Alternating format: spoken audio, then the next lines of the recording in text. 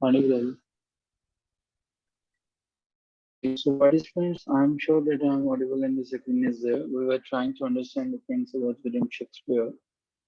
And yesterday we tried to discuss something that is about the tragedy, that's about the tragedy and the comedy of William Shakespeare. Well, it is pertinent to mention here that William Shakespeare, as you know, did not only contribute in the realm of tragedy and comedy, but William Shakespeare was writing histories as well. Let me mute your mics. Okay, all right. So, mics. Okay. So, participants, the first question that been the part of allotment interviews is Shakespeare encapsulated 350 years of England in his history. Mention his contributes and name of his history, name of the histories. I'm sure that you have gone through the details about William Shakespeare because William Shakespeare is that person that you cannot ignore. William Shakespeare's name is not only important in the term of his contribution, but he was an artist as well, dramatist, and the songwriters. So Shakespeare wrote approximately 10 plays dealing with the history of England.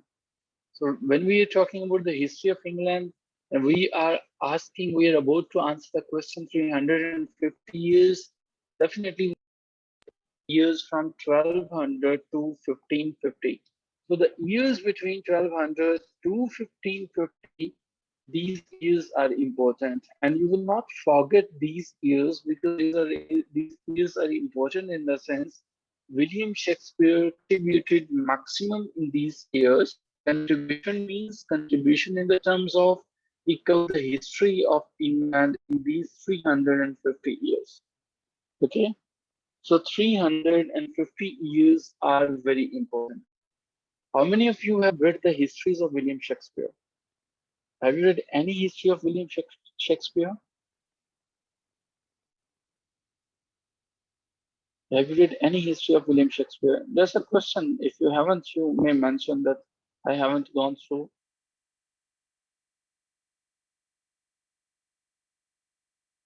Okay.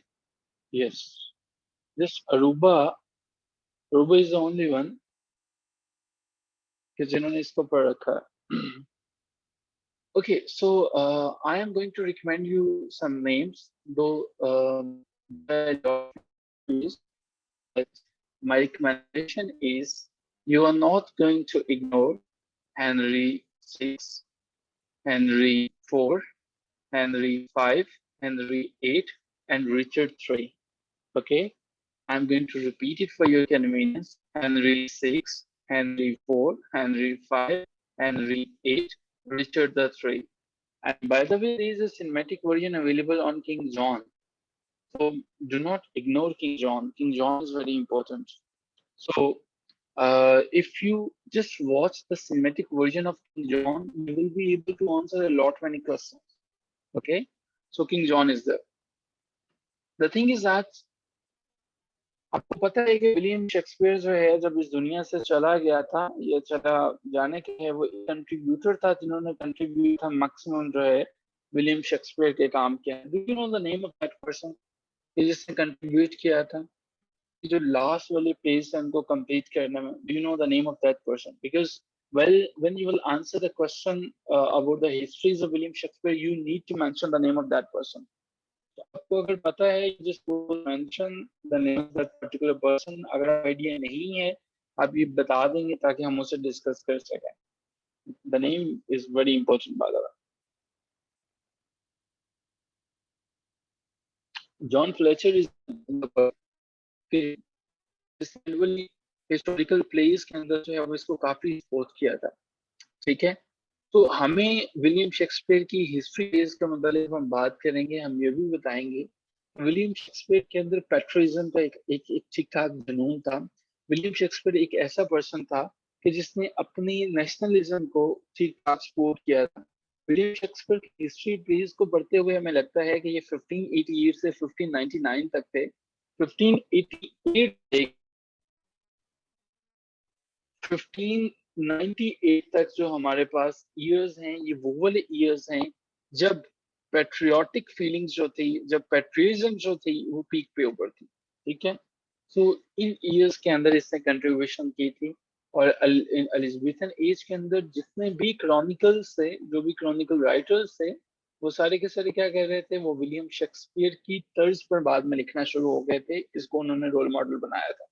सो आप इन histories की बात करेंगे और आप बताएंगे कि yes, कि आप कुछ जो है वो रेफरेंसेस दे सकते हैं हेनरी द फिफ्थ में से। हेनरी द फिफ्थ में से आपको रेफरेंसेस मिल जाएंगे, किंग जॉन से आपको जो है वो मिल जाएंगे। No those her princes are come home again, come the three corners of the world in arms. ये रेफरेंसेस आपको काफी हेल्प आउट करेंगे, ठीक है जी। So my answer to this particular question is, let me sum up the whole story. ये सबसे पहले तो आप जो है ये करेंगे कि आपको मैंने 8 के करीब जो है वो सारी की सारी जो इसकी हिस्ट्रीज बताई हैं, उनमें से आप सिर्फ कवर करोगे हेनरी सिक्स को, हेनरी फोर्थ को, 8 को, 5th को, किंग जॉन और रिचर्ड द थर्ड को, ठीक है। और इसके बाद आप बताओगे कि यस इट इज ट्रू कि उसने सारे के सारे काम को, कंट्रीब्यूशंस को, उसने इंग्लैंड को अपने काम के अंदर जो है वो इनकैप्सुलेट किया, ठीक है।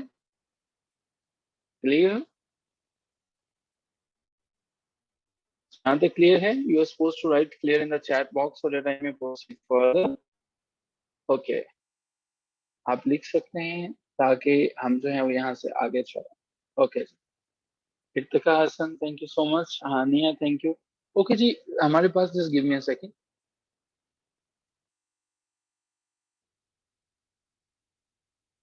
ओके, हमारे पास इससे आगे चलते हैं। That is it true that Shakespeare's history plays a different than that of his tragedies and comedies? अच्छा, आपको वैसे क्या लगता है, क्या ये मुख्तलिफ हैं? Yes, no? आपको लगता है कि वाकई जो है वो प्लेज मुख्तलिफ हैं, ट्रेजेडीज और कॉमेडीज जो हैं वो?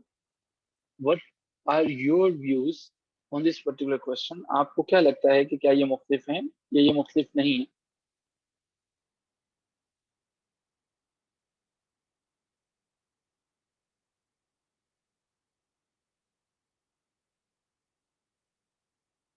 Yes, they are different. अच्छा, जब आपसे रिक्वेस्ट की जाती है कि आप अपना आंसर को कंट्रीब्यूट किया करें, तो कोशिश किया करें, because there is no other way कि मुझे पता चल सके कि आप सुन रहे हैं, ठीक है। So William Shakespeare history page में है वो, they are different, and the very reason is that कि उसके अंदर सबसे बड़ी बढ़ के ये है कि हिस्ट्री इन इटसेल्फ ही एक डिफरेंट चीज है कॉमेडी से और ट्रेजेडी से।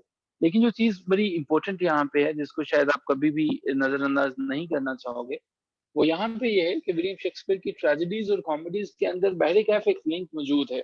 उनके अंदर हम इस तरह से नहीं कह सकते कि जब विलियम शेक्सपियर की हम बात कर रहे हैं ट्रेजेडीज या कॉमेडीज के, तो उसके अंदर जो है कोई एक इस तरह का बिल्कुल अपार्ट फ्रॉम दैट कोई लिंक मौजूद ही नहीं, ठीक है। हमें इसमें इसके ट्रेजेडीज के अंदर, कॉमेडीज के अंदर और हिस्ट्रीज के अंदर जो चीजें नजर आती हैं, हमें प्रॉब्लम्स ऑफ लाइफ आती हैं, हमें डेथ नजर आती है, हमें इवल नजर आती है।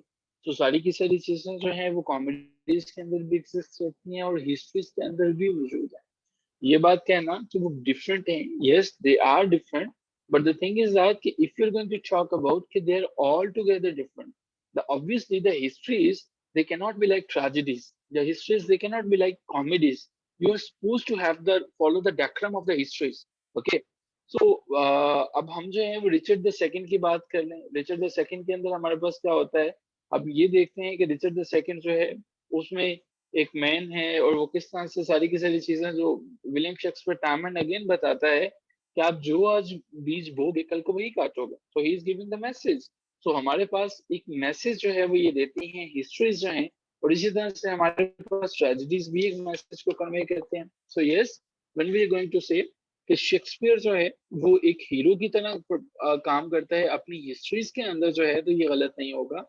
अगर इसकी हेनरी द फिफ्थ जो कि एक बड़ी फेमस इसकी हिस्ट्री है, अगर हम उसको देखते हैं तो हमें पता चलता है कि उसके अंदर भी इसने बहादुरी के, वैलर के मॉडल जो है वो लेसन को दिया, ठीक है। सो इसकी फिलोसफी ऑफ एक्शन जो है वो दूसरे राइटर से बहुत हद तक मुख्तलिफ है।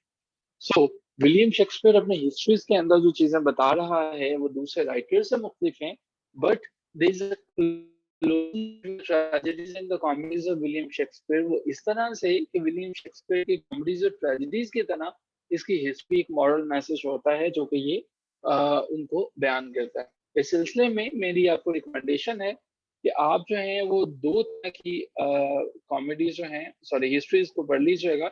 मैक्सिमम रेफरेंसेस आपको मिल जाएंगे रिचर्ड द सेकंड से, जिसको आप जो है वो कोई ना कोई मैसेज जो है वो आपको मिल जाएगा। रिचर्ड द सेकंड की कुछ लाइनें जो हैं वो देखिएगा, मैं आपके साथ शेयर करता हूँ। Not all the water in the rough rude sea can wash the balm off from anointed king. The breath of worldly men cannot depose this deputy elected by the Lord. So when you have a message, the name of that particular history is Richard the Second. तो हमारे पास जो है ये एक answer इसका जो है वो आता है, जो कि मोस्ट अप्रोप्रिएट आंसर है और जिसमें हमें चीजों को मेंशन करना है डिटेल के साथ जो है। ओके जी, सो आपको इसका भी आइडिया हो गया कि विलियम शेक्सपियर की हिस्ट्री प्लेस जो हैं वो किस तरह से मुख्तलिफ हैं, या उनके अंदर कौन सी ऐसी चीजें हैं जो कि दूसरों से हट के हैं। Clear the answer of this question? Okay, proceeding further and talking about the sonnet, remember one thing. When you say a sonnet, this question is very important and been the part of a lot many interviews, and I'm expecting that this question may be a part of your interview if you're going to talk about Elizabethan age. So please listen the answer of this question very carefully, because you're going to maybe you're going to answer the same question in your interview. Sonnet. My question is, before answering this question, sonnet is not the product of England. Obviously, it was imported from another country. So do you know the name of that country from where sonnet was imported actually? From which country sonnet was imported?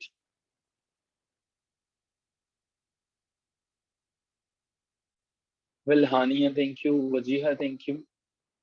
Apart from these two students, Hania and Wajiha, we have 9 or 10 students. So they can share their version with us.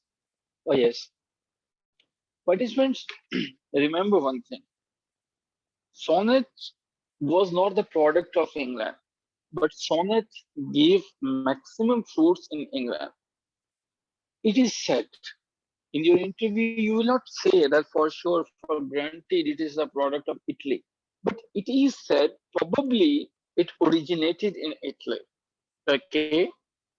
In Italy, we have a lot many sonnets written for Beatrice. Do you know Beatrice? Who was Beatrice? Do you know who was Beatrice? Do you know Dante? Who was Dante? Okay, Beatrice or Dante. Have you ever heard these names before? Beatrice or Dante? Oh, yes, Hania. But my question is yes. Dante was a poet. Then, yes, Imran, an Italian philosopher. Yes, Wajiha, very good. Imran, very good. Hania, very good. Aruj. Yeah, that is the point that Aruj has mentioned. Dante was writing a lot many poems for Beatrice. And who was Beatrice? Beatrice was beloved, his beloved. You know, the name of his beloved was Beatrice. But when we talk, when we try to understand that the name of person who actually gave something to the sonnet. No, Vajiha, yes, you have admitted it.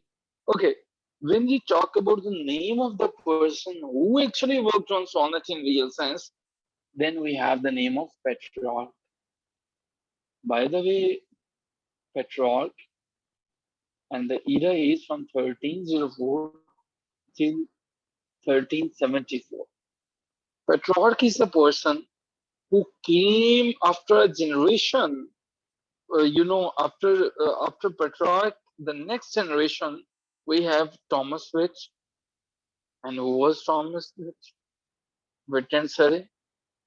These people were contributing in England, and they actually brought the sonnet from Italy towards England.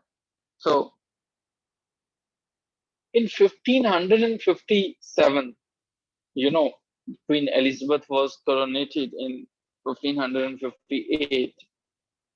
So ये सारे के सारे जो sonnets हैं, they got published in Totals Miscellany.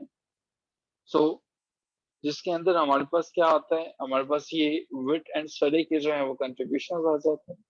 So ये question जो है, the answer of this question is yes, it's not the product और ये import किया जाता है. But हमें यहाँ पे ये भी बताने की जरूरत है कि यहाँ पे जब इसको import किया जाता था, they were following the pattern of Petrarch. Okay, so what are the rhyming lines? You need to mention ABBA, ABBA, CD, CDC, CDC, R. So whatever the rhyming scheme is, and then how it moved from Petrarchan pattern to Shakespearean pattern or the English on it. So you need to mention all these things. Okay, so in this way, you are going to answer this question that is about the sonnet, and you may mention the name of Thomas Watson, the contribution of some Thomas Watson, what and how Thomas Watson was contributing in sonnets and whatever the contribution of Thomas Watson was there. So this name is important when we talk about sonnet. Yeah, her name was Laura.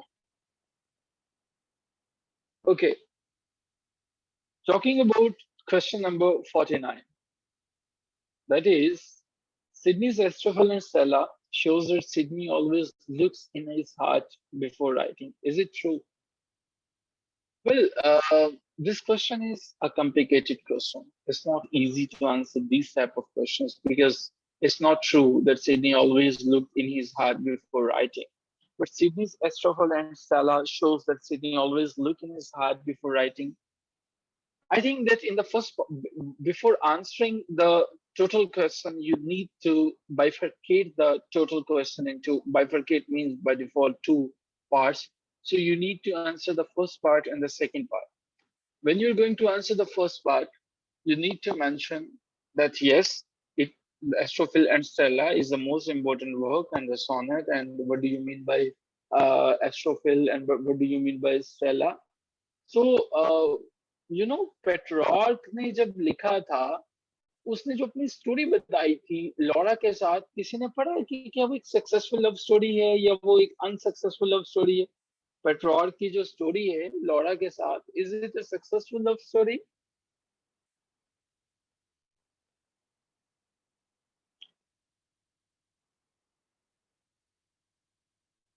By the way, it was not a successful love story.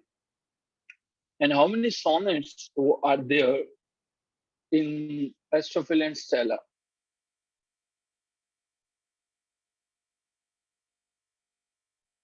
How many totals? Oh no, Ruth, it's not 180.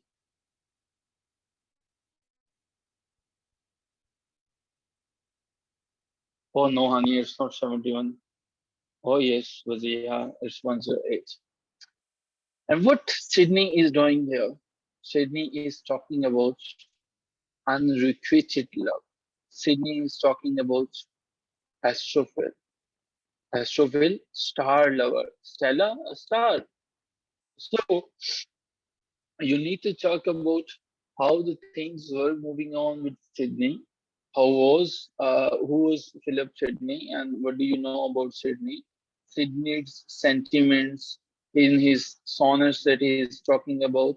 Sydney क्या क्या बातें बता रहा है, Sydney के मुतालिक critics क्या कहते हैं, सिडनी ने ये तमाम चीजें जो बताई, तो क्या सिडनी इनके अंदर जो है वो अपनी सेंटिमेंट्स को शामिल करता है? क्या सिडनी जो है वो जब अपनी सेंटिमेंट को शामिल करता है, तो क्या वो किसी चीज से इंस्पिरेशन लेता है या वो दूसरे पोर्ट्स को इंस्पिरेशन देता है?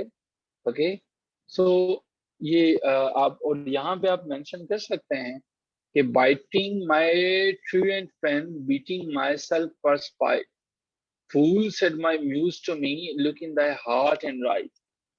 यहाँ पे फिलिप सिडनी क्या बात कर रहा है कि आप जो हैं अपने दिल की अपने अंदर देखो और लिखो। तो इस बात से always looked in his heart before writing, ये जो लाइन है ना फिलिप सिडनी के जो है सोनेट की, मैं लिख देता हूँ। Fool said my muse to me look in thy heart and write.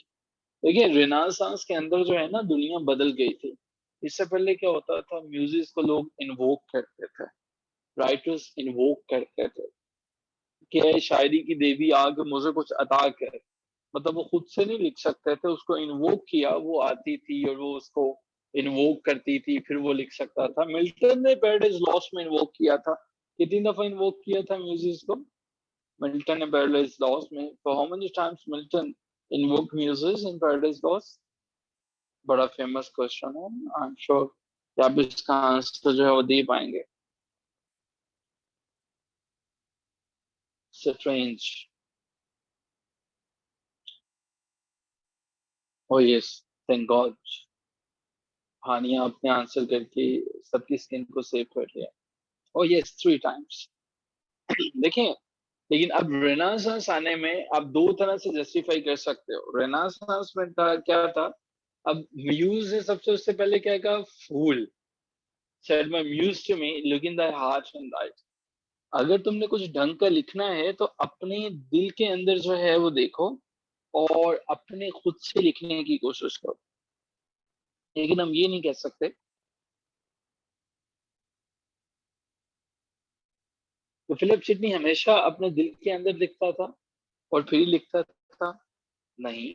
तो सोनेट्स को भी फॉलो करता था, वो तो इसके अलावा दूसरे फॉर्मूलाज पे भी काम करता था। सो हमें इस बात को कहना कि सिडनी जो है वो इसके जो सोनेट्स हैं वो बिल्कुल इसके अपने हार्ट की प्रोडक्शन है, ये गलत है। फिलिप सिडनी शेक्सपियरियन सोनेट्स को भी फॉलो करता था, पेट्रार्कन सोनेट को भी फॉलो करता था। इसने ऐसा नहीं था कि इसने एक ही पैटर्न को फॉलो किया। हाँ, इसने जो राइमिंग स्कीम फॉलो की, जो इसने की थी, वो हमारे पास ए बी बी ए भी थी, ए बी बी ए भी थी, सी D C D E E.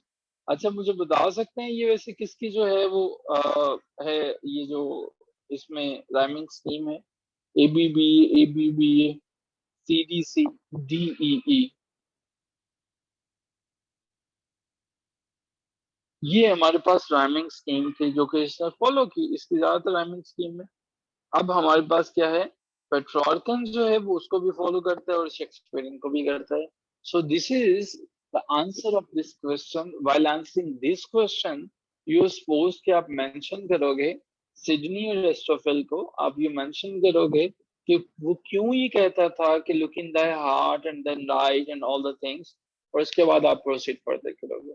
I am assuming कि मैंने आपको ये बता दिया how you are going to answer this question. Is it clear यहाँ तक आपको? अच्छा जी, ऑलराइट इत्तिका।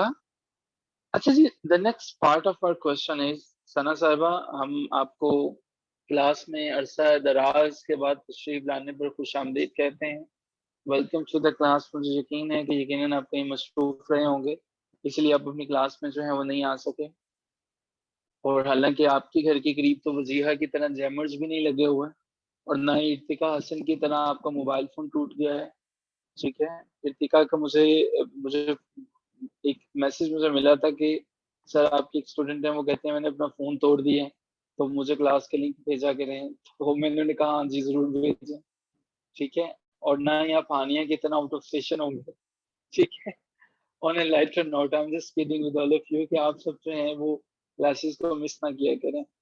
ठीक है, तो सना साहिबा आप जो हैं वो क्लासेस को ज्वाइन किया करें। मोहम्मद सलमान साहब जो हैं, जो ये असल में नजर मोहम्मद सलमान आते हैं लेकिन ये है जो है वो सना है। ठीक है, आपको क्या लगता है कि इसे एक राइटर आपको याद आता है कि जो नेम कुछ और है, लेकिन हमारे पास नेम एक जो है वो मैस्कुलिन नेम है लेकिन एक पर्सनालिटी जो है वो फेमिनिन है? तो हाँ, वेरी गुड, जॉर्ज इलियट। हमें एक और भी नेम है, कोई और भी जॉर्ज इलियट के अलावा भी नजर आता है? I was not feeling well also due to network problem because I am living in a village, light issue is always there. ठीक है, ठीक है, हाँ जी, exactly. So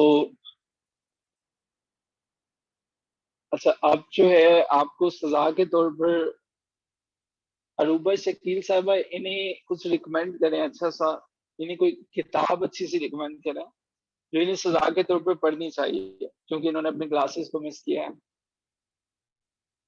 all are female participants है। और यस, नहीं, इमरान साहब को तो शायद आप ये देख रहे हैं कि उन्होंने भी मैस्कुलिन नेम के पीछे फीमेल है। इमरान साहब जो है वो इमरान ही है। उन्होंने कल आपके सामने इंटरव्यू भी अपना फुल फ्लैश दिया है, तो शायद आप जो हैं वो देख लें। इमरान, ये इमोजीज यहाँ पे मेरे पास तो आ नहीं रही, शायद मैं लैपटॉप पे हूँ। हाँ, आपकी इमोजीज जो हैं वो मेरे पास नहीं, इसलिए नहीं आ रही। ठीक है, तो आप सभी जो हैं वो एक फॉर्मल इंट्रोडक्शन भी आपका आपस में चले हो गया। और अरूबा साहिबा बड़ी अच्छी राइटर हैं, इनकी जो है वो बुक, इन्होंने कुछ पॉइंट्स बताई थी, उनको भी देखा करें। और अरूबा, आप शेयर किया करें इनके साथ अपनी अच्छी अच्छी जो नज़में हैं, ताकि ये देख सकें कि how the things are moving on. ठीक है जी, सना साहिबा, आप इनसे भी हेल्प ले सकते हैं बाकी पार्टिसिपेंट्स के साथ जो है वो। अच्छा जी, नेक्स्ट हमारे पास जो क्वेश्चन है दैट इज अबाउट स्पेंसर्स एमरिटी, कि वो किस तरह से जो है वो स्टोरी है वूइंग ऑफ एलिजाबेथ बॉयल जो है। अच्छा, मुझे ये बताइएगा, oh yes, do you know this name, ये कौन है? What do you understand, who comes in your mind? ये क्या लगती थी स्पेंसर की? Was there any relationship between Spencer and this particular personality? So,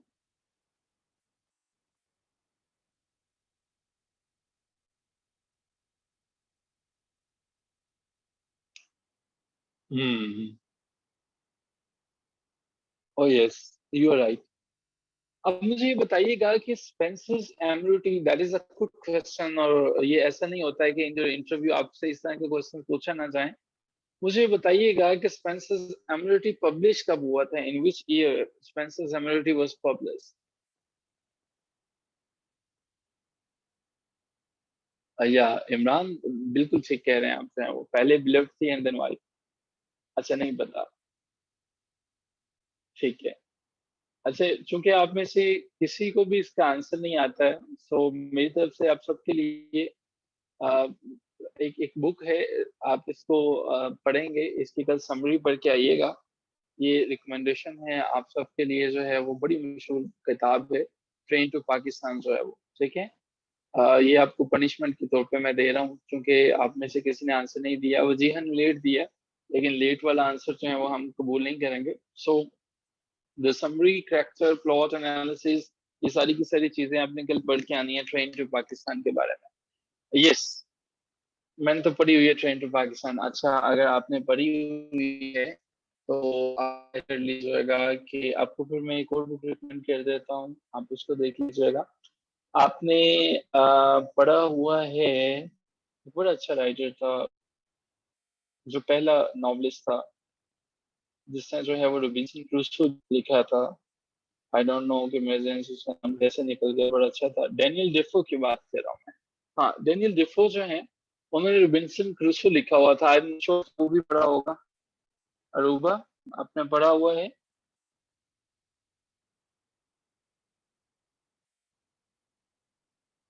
हाँ, चलें, ये तो अच्छा है। अगर आपने डेनियल डिफो को पढ़ा हुआ है, इसके रॉबिन्सन क्रूसो को नहीं पढ़ा हुआ, तो आप इसकी जो है वो सब समरी पढ़ के आइएगा। और अगर जिन्होंने रॉबिन्सन क्रूसो को भी पढ़ा हुआ है, उनके लिए मेरी रिकमेंडेशन है कि डेनियल डिफो जो है, इनका एक और बड़ा अच्छा जो है वो काम है, that is mall Flanders.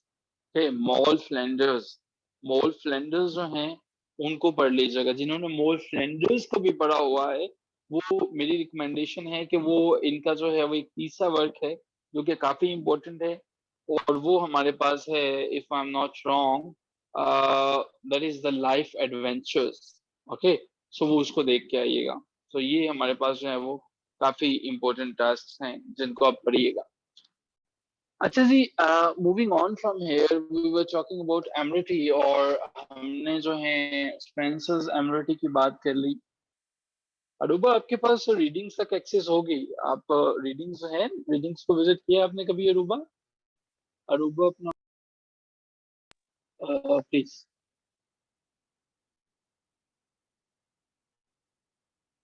Aruba, have you visited Readings in Liberty? No sir. So from where you purchase all these books?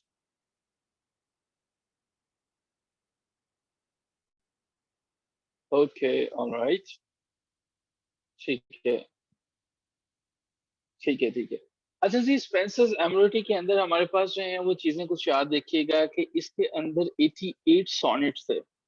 Spencer's की एमोरिटी के अंदर 88 सॉनेट है, जिसके अंदर वो एलिजाबेथ बॉयल के लिए जो है वो शायरी लिख रहा है, इसमें फ्रस्ट्रेशन की बातें कर रहा है, और फिर किस तरह से उसको कामयाबी मिलती है, शादी होती है, तो सारी की सारी चीजों को वो मेंशन कर रहा है। हमें ये बताना है कि उसने क्या वो वाकई ये जो है वो कि he was wooing the Elizabeth Boyle, yes he was. The second thing is that कि एमोरिटी की जो सॉनेट्स हैं वो कुछ और भी शो कर रहे हैं, वो शो कर रहे हैं कंसिस्टेंट लेवल ऑफ क्राफ्ट्समैनशिप। वो ये बताते हैं कि कितनी गहराई है। देखो सॉनेट्स जो है ना वो एक ऐसे नज्म का नाम है जिसमें 14 लाइनों में आप क्या करते हो कि कन्विंस करने की कोशिश करते हो। और इसमें क्या किया था, स्पेंसर क्या कर रहा है, स्पेंसर के सॉनेट्स जो हैं वो they are a sort of autobiographical in nature. ठीक है, स्पेंसर ने क्या करता है कि सॉनेट्स 1 से लेके 62 तक जो है उसके अंदर क्या करता है कि वो अपनी इनर जो फर्नेस की तरह उसके अंदर जो आग भड़क रही है ट्रेडिशनल मैनर्स के अंदर, वो बता रहा है। मैंने बताया कितने टोटल सॉनेट्स हैं, just a moment ago I have shared कि कितने टोटल सॉनेट्स हैं इसके अंदर। आपने जब ये बताना है सारे के सारे सोनेट्स की बात करनी है, सो हमने नहीं, हाँ नहीं है, मेरा ख्याल है मैंने कुछ और बताया, आप भूल गए हैं शायद। Yes, 88 sonnets. सो 1 से 62 के अंदर वो बताता है कि मुझे एलिजाबेथ बॉयल के लिए मैं मोहब्बत में कैसा जो है वो मर रहा हूँ। ठीक है, और 63 से 84 तक जो है वो बताता है कि अगर मुझे एलिजाबेथ बॉयल मिल जाती है तो मेरी जिंदगी में कितनी खुशियां आ जाएंगी। ठीक है, how bashfulness in my life will be. Okay, so उसके अंदर वो सारी की सारी चीजों को, and because you are going to read all the things the summary of Amoretti, so इसमें सोनेट नंबर 64 बड़ा इंपॉर्टेंट है और 67 बड़ा इंपॉर्टेंट है। इसमें से कुछ लाइनों को ले लीजिएगा।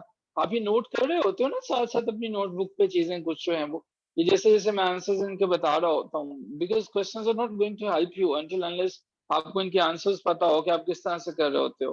बाकी सब भी नोट कर रहे होते हैं। कोई ऐसा भी है जो ये समझता है कि वो उनको जरूरत नहीं है, वो सिर्फ सुन के गुजारा कर लेते हैं। अगर आप ऐसा कर रहे हो तो आप खुद को एक ब्लैकमेलिंग की तरफ लेके जा रहे हो, ऐसा कभी ना करना।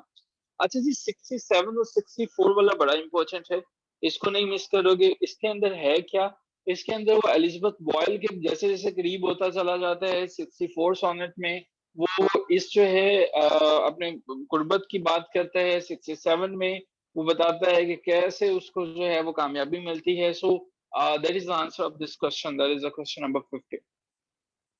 अच्छा जी, 51 पे चलते हैं। हमारे पास फातिमा तो नहीं है, फातिमा का आज इंटरव्यू था, अगर वो नहीं है तो हम फिर अपने सेशन को आसानी से आगे बढ़ाएंगे बिकॉज फातिमा की स्लॉट मिस हो गई। सर रास्ते में होती है इस टाइम, बस लेक्चर सुनती हूँ। आप अरूबा, आप किस रास्ते में होती हैं? आप कहीं ट्रैवलिंग में होते हैं, आप कहीं जॉब करते हैं? क्या प्रॉब्लम्स होती हैं आपकी, आप क्यों रास्ते में होते हैं, या आप वैसे ही लेक्चर के टाइम पे किसी रास्ते पे निकल जाते हैं कि इल्म हासिल करना भी एक जहाद है, तो आप ये समझते हैं कि किसी रास्ते पे अटेंड करूंगी तो ज्यादा सवाब मिलेगा। Okay, I am just kidding. May almighty lord of heavens bless you. अच्छा, दूसरे नंबर पे 51 क्वेश्चन है जी, अल्बर्ट सी बोल जो है वो ये कहते हैं एलिजाबेथन सोनेट्स के अंदर से शेक्सपियर का सोनेट जो है वो लीस्ट टिपिकल है। बहुत मुश्किल सवाल है बाय द वे, ये वाला जो लीस्ट टिपिकल वाला क्वेश्चन है। और मैं ये समझता हूँ कि शेक्सपियर के मुतालिक जितने भी क्वेश्चंस होते हैं वो बड़े मुश्किल होते हैं। ठीक है, ये मुझे मेरा पर्सनल एनालिसिस है, और इसका मतलब ये नहीं है कि मैंने शेक्सपियर को पढ़ा नहीं है। मैंने शेक्सपियर के कम अज कम जो है वो 32 के करीब जो है वो इसकी क्लेमिनेशंस को देखा, मैंने सभी को पढ़ा और बाकियों के ऊपर सिनेमैटिक वर्जन्स देखे। बट स्टिल मैं शेक्सपियर के ऊपर बात करने पे काफी हेजिटेट फील करता हूँ फॉर्मल फॉरम्स के ऊपर जो है वो। और उसकी वजह ये है कि मैंने इसके ऊपर तमाम रिसर्च वर्क ना तो पढ़ सका हूँ और शायद ना मैं पढ़ सकूं शेक्सपियर के ऊपर। कि इसके ऊपर कितना काम हुआ। बाकी जो राइटर्स किसी पे भी बात करेंगे मैं काफी कॉन्फिडेंटली बात कर लूंगा, क्योंकि उसके ऊपर काम जो है वो कम हुआ होगा। ये तो याद रखिएगा, ये मैं अपने पर्सनल जो एनालिसिस आपके साथ शेयर करूंगा। Shakespeare has been translated in all living languages. आप शेक्सपियर के ऊपर क्वेश्चंस को कवर नहीं कर सकोगे, आप जितने मर्जी ज़हीन हो आप नहीं कर सकोगे। बहुत बहुत मुश्किल होता है कि शेक्सपियर से रिलेटेड क्वेश्चंस को डील करना और शेक्सपियर की आसानी से समझ में आ जाना। शेक्सपियर के, because nobody is going to ask you कि शेक्सपियर के फलान कैरेक्टर का क्या नाम है। शेक्सपियर ने जो है वो अयागो को लिखा, तो अयागो का सिंबल क्या है।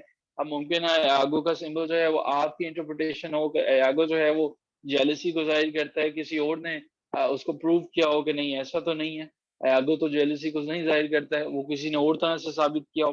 बट इस क्वेश्चन के अंदर चूंकि उन्होंने पिन पॉइंट किया एक्वेटिक को, सो माई रिकमेंडेशन इज कि जब आप इस तरह के क्वेश्चन को आंसर करेंगे, आपने सोनेट की वो बात कर रहा है एलिजाबेथन सोनेट की और लीस्ट टिपिकल की, क्वेश्चन को ढंग से सुनिएगा। क्वेश्चन को सुनने के बाद जो है वो ये बताइए कि अट्रैक्टिवनेस इसमें कहाँ थी और इसके अंदर कौन सी ऐसी चीजें थी कि जहाँ पे अट्रैक्टिवनेस नहीं। अब मेरी बातें जरा गौर से सुनते चले जाइएगा।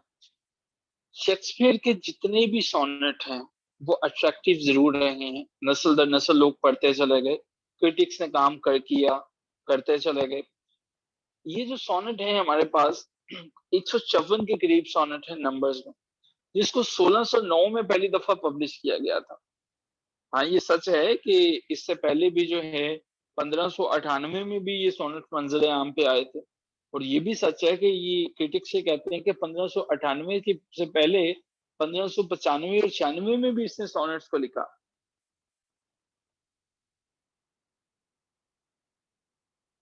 He is a symbol of self-love in my views. He knows how to value himself. All right, we respect your views. अच्छा, अब जो इसमें से पहले 126 सोनेट हैं वो इसने किसको डेडिकेट किए हैं। एक बड़ा खूबसूरत हैंडसम सा बंदा था हमारे ये इमरान इमरान अवान साहब की तरह का, और earl of Southampton, and I am not kidding, earl of Southampton को देखें, वो earl of Southampton he was a very handsome person.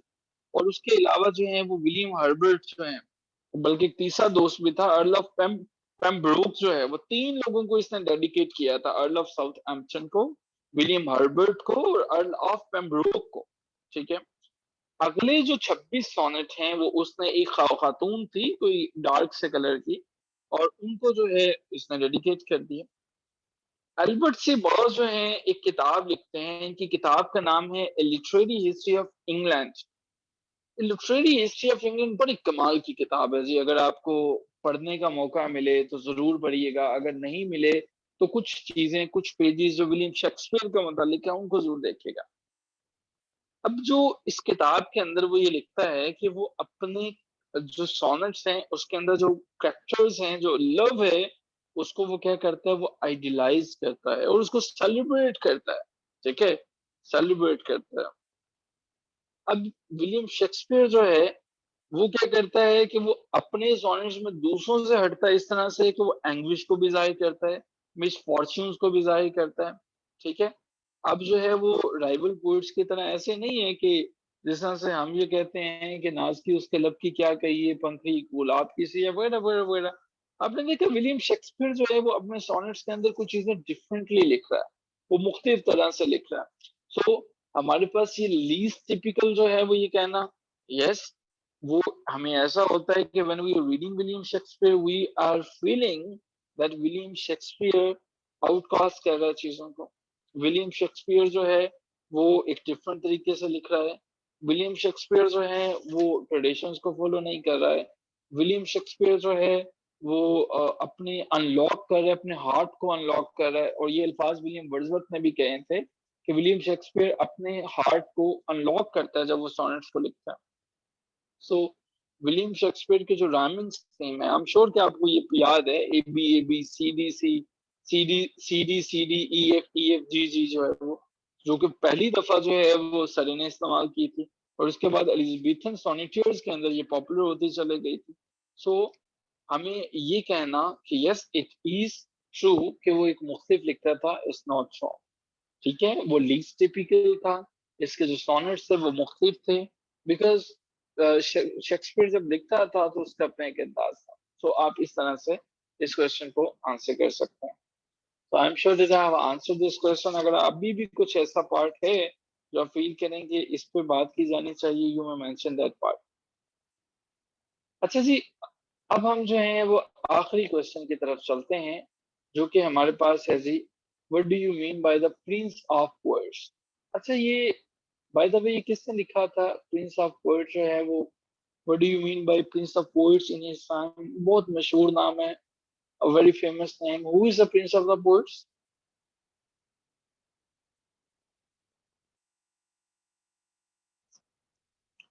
Charles Lamb ने ये कहा था। Very good Wazira. अच्छा देखो, ये स्पेंसर की बेसिकली टॉम स्टोन के ऊपर लिखा हुआ है। When you will answer this question you will mention that it is written on the tombstone of Spencer, the prince of poets in his time.